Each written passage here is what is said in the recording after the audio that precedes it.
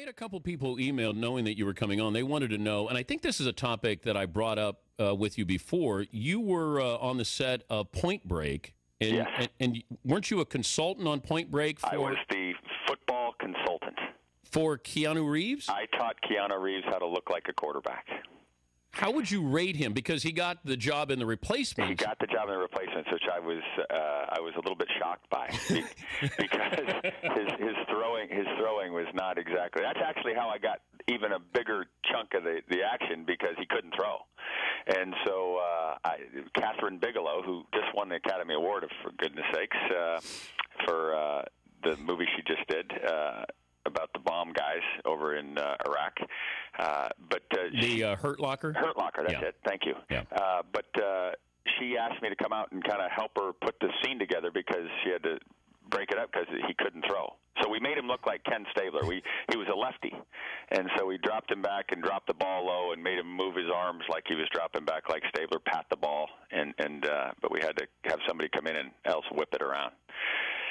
Patrick Swayze wanted desperately to be the quarterback.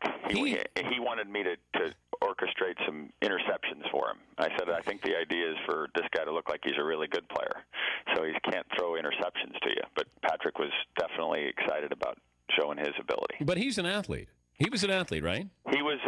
He wanted to make sure that I knew that he was. He was excited about telling me he was a football player. There was no question. Yeah, well, there you go. So you go from that to Keanu Reeves going to The Replacements. And Gary Busey was on that set also, who had also done a movie where he depicted Bear Bryant, and wanted to talk a lot about Bear Bryant, what Bear Bryant would do in this situation. It was a great evening. It was classic on the beaches where they used to shoot the Annette Funicello Disney movies.